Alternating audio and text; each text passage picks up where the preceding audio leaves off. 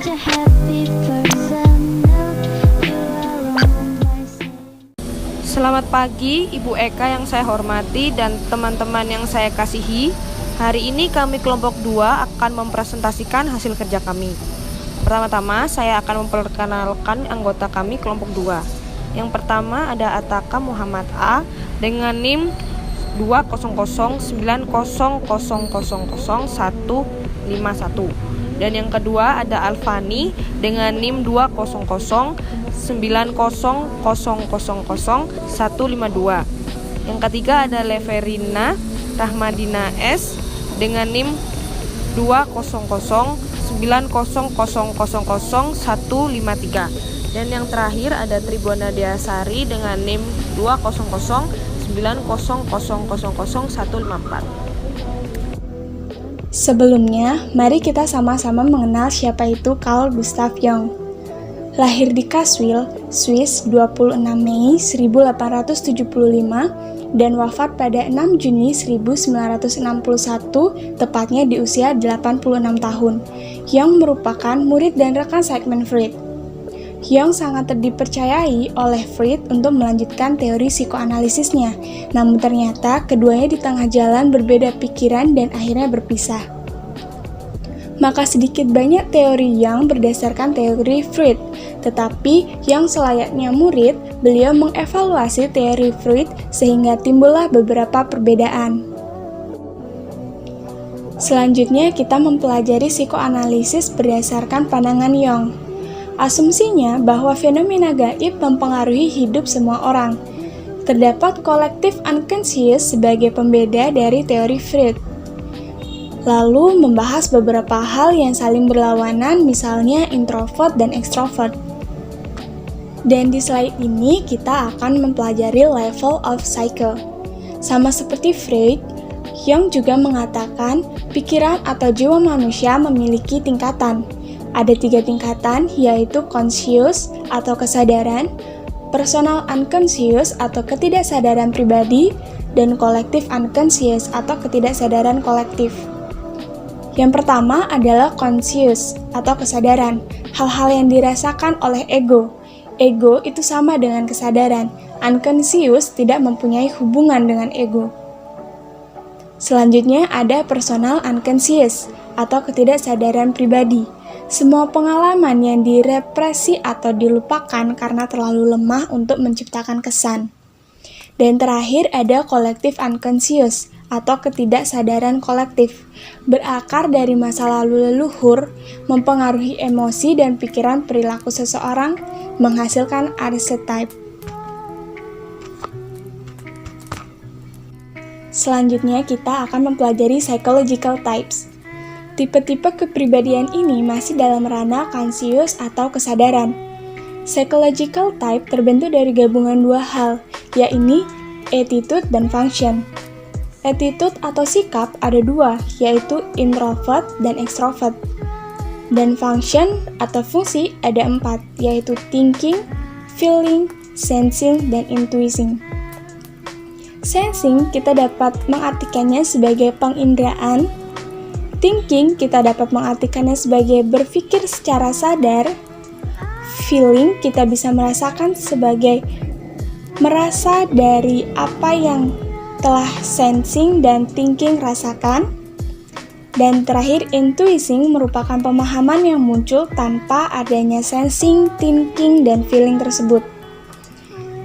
Jadi, dari 6 variabel tersebut terbentuklah 8 kepribadian yang berbeda. Satu attitude bisa digabungkan dengan satu function atau lebih. Menurut Jung, orang yang sehat adalah yang memiliki 4 function sekaligus dalam dirinya. Baik, selanjutnya kita memasuki slide ke-6 dan ke-7. Di dalam dimensi kolektif unconscious, terdapat beberapa hal, salah satunya yaitu archetype. Apa sih archetype itu? Archetype adalah suatu bentuk pikiran atau ide universal yang mengandung unsur emosi yang besar. Bentuk pikiran ini menciptakan gambaran atau visi yang dalam kehidupan normal berkaitan dengan aspek tertentu dari situasi. Asal-usul archetype sendiri merupakan suatu deposit permanen dalam jiwa dari suatu pengalaman yang secara konstan terulang selama banyak generasi. Misalnya, nenek moyang yang selalu melihat terbit dan tenggelamnya matahari menyimpulkan bahwa matahari sangat penting karena kuat dan selalu menyinari. Lalu timbullah ide adanya seorang dewa matahari sebagai superhero. Baik, selanjutnya kita buka slide ke-8 dan 9. Ada beberapa hal lain yang ada dalam dimensi collective unconscious atau ketidaksadaran kolektif. Yang pertama yaitu persona.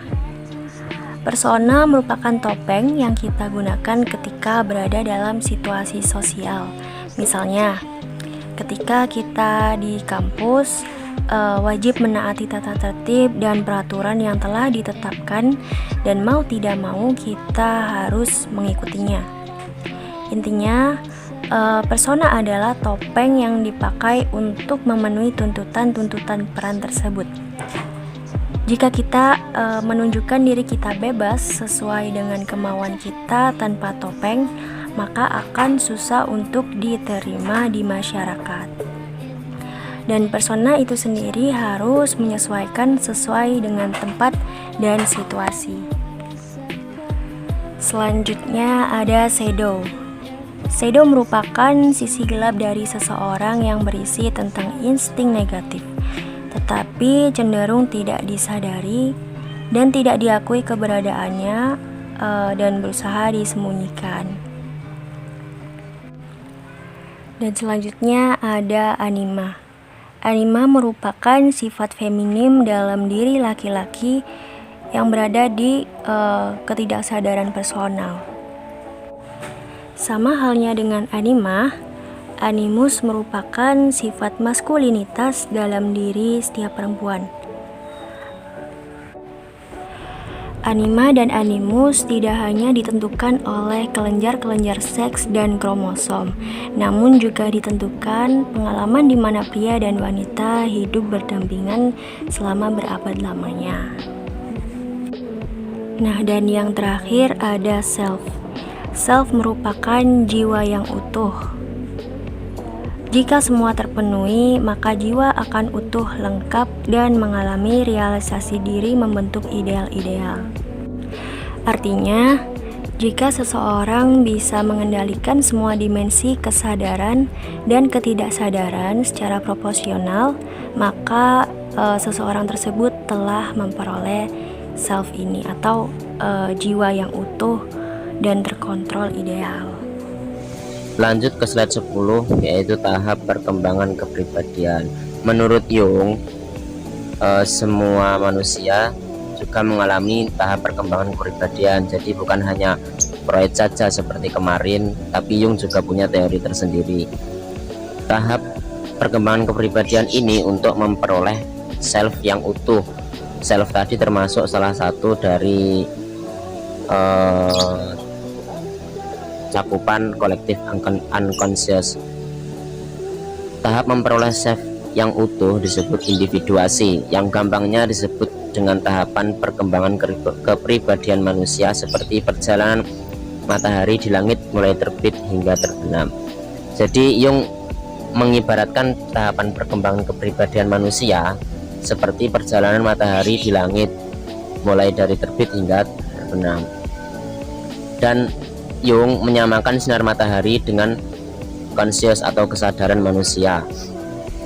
Dimulai dari tahapan yang pertama yaitu childhood, yaitu masanya mulai kanak-kanak sampai dengan puber. Masa childhood diibaratkan seperti matahari yang baru terbit. Fase ini juga memiliki potensi sinar yang besar tapi belum keluar potensinya. Seperti halnya waktu kecil, masih mempunyai potensi yang banyak tapi potensi tersebut belum keluar. Kepribadian di anak kecil itu belum sempurna tapi masih memiliki potensi yang sangat besar, seperti diibaratkan matahari yang baru terbit. Jadi panasnya itu masih anget tuh, jadi belum panas banget. Lalu di Yang kedua ada fase youth, puber sampai dengan middle life, ya sekitar umur SMP lah sampai middle life. Middle life itu 35. Masa youth diibaratkan matahari pagi, sinarnya sudah terlihat tapi belum maksimal seluruhnya, masih terasa hangat, agak panas. Nah, di masa youth ini kepribadian mulai terlihat dan mulai menuju kesempurnaan. Tapi di masa ini ada apa namanya ya? Di masa ini terdapat sebuah keinginan untuk kembali ke masa sebelumnya, masa childhood. Biasanya ingin kembali menjadi anak kecil lagi. Nah, seperti itu. Diibaratkan matahari pagi, nah, sinarnya ini sudah mulai terang tapi belum panas sepenuhnya, belum terang sepenuhnya. Lalu akhirnya akan mencapai puncaknya di masa middle life, yaitu umur 35 sampai dengan 40 tahun. Masa middle life ini diibaratkan dengan matahari di siang hari, jadi sangat panas. Nah, itulah diibaratkan middle life, yaitu kepribadiannya manusia ini sedang dalam puncaknya, jadi matang-matangnya kepribadian manusia. Tapi middle life ini yang namanya sinar matahari siang itu akan menuju sore, yang artinya sinarnya meredup perlahan, lalu menuju masa keempat, yaitu old age atau masa tua. Diibaratkan matahari di sore hari yang sinarnya semakin menghilang. Nah, di masa tua ini biasanya orang-orang itu mengalami takut akan kematian. Tapi menurut Jung, bahwasanya jika orang itu sudah mengalami individuasi atau tahap perkembangan kepribadian manusianya ini sudah sempurna, maka dia tidak akan takut mati. Karena menurut Jung juga hidup ini tidak akan berarti kalau tidak siap menerima kematian. Oke, lanjut slide ke-11. Dinamika kepribadian menurut Jung. Nomor 1 ada causality dan teleologi. Causality yaitu kejadian masa sekarang bersumber dari pengalaman sebelumnya. Sedangkan teleologi bahwa kejadian sekarang dimotivasi oleh tujuan dan aspirasi di masa depan. Jadi causality dan teleologi ini saling berlawanan. Tapi untuk mencapai kepribadian yang sempurna tadi itu harus menerapkan keduanya, causality dan teleologi. Sebuah motivasi muncul dari penyebab di masa lalu dan tujuan di masa depan. Nah, itulah motivasi untuk mengembangkan kepribadian menjadi sempurna, mencapai self individuasi itu dengan motivasi dari causality dan teleologi. Lanjut progresi dan regresi. Progression dan regression. Progression adalah perkembangan kepribadian yang mulus tanpa hambatan dan kemunduran, sedangkan regresi adalah perkembangan kepribadian yang terus maju tapi masih terdapat hambatan dan kemunduran sementara, tapi nanti akan maju lagi. Progresi itu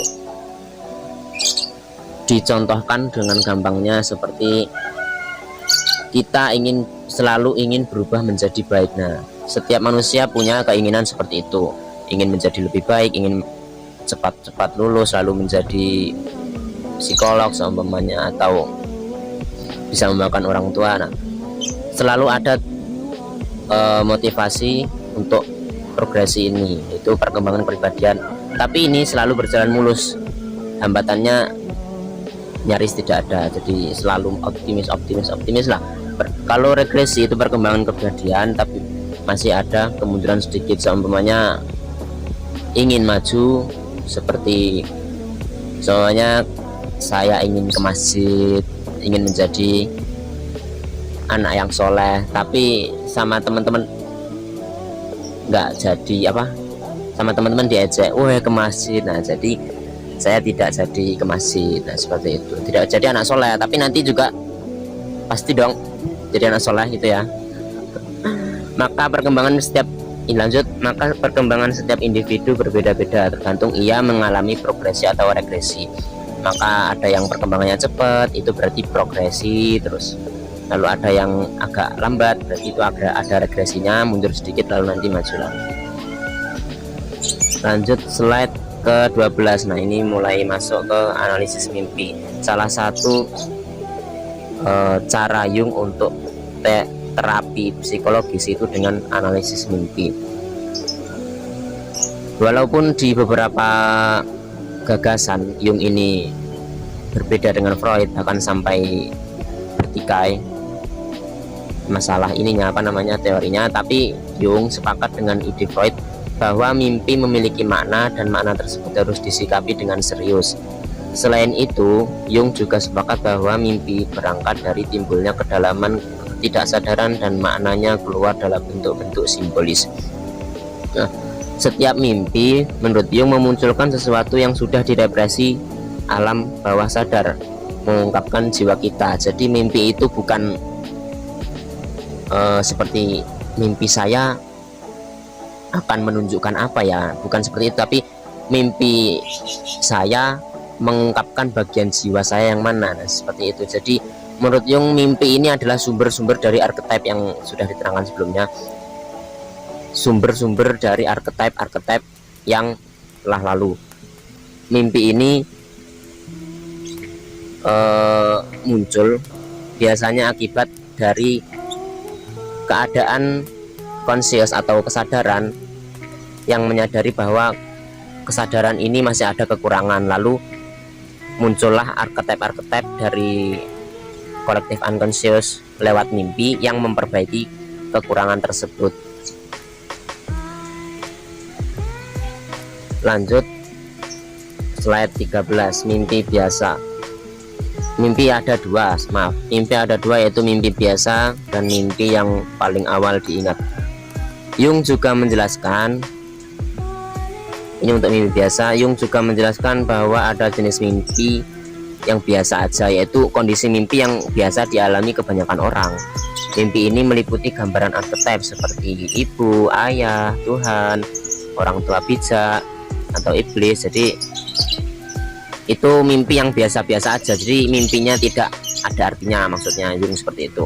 Lalu mimpi yang nggak biasa itu seperti apa? Mimpi besar.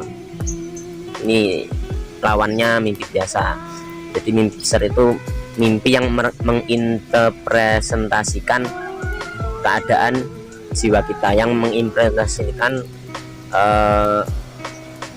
kekurangan dari kesadaran tadi. Jadi mimpi berusaha memperbaiki apa yang ada dalam kesadaran yang kurang, lalu disadarkan lewat mimpi.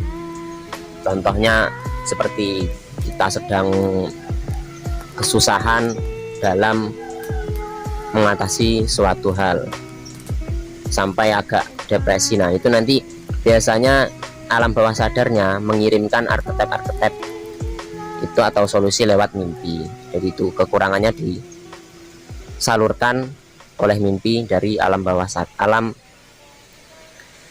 conscious, kolektif unconscious. Lanjut, mimpi yang paling awal diingat. Menurut Jung, kemunculan mimpi ini dalam material individu sama seperti distribusi universalnya. Psike manusia itu subjektif, unik, dan personal hanya pada beberapa bagian, sedangkan selebihnya kolektif dan objektif. Mimpi yang paling awal diingat itu sekitar umur 3 tahun sampai 4 tahun. Jadi di antara umur 3 sampai 4 tahun itu, kalau seorang anak kecil mimpi itu akan diingat sampai dewasa. Jung sendiri juga pernah bermimpi di umur 3,5 tahun. Waktu itu dia bermimpi, tapi maaf saya tidak bisa menerangkan mimpinya, soalnya agak gitu ya. Lalu dia tidak memahami mimpi tersebut sampai umurnya 35 tahun baru menyadari, oh iya ternyata mimpinya seperti itu. Jadi setelah 35 tahun pun beliau tetap ingat mimpinya apa dan akhirnya menemukan maksud dari mimpi itu. Sekian dari kami.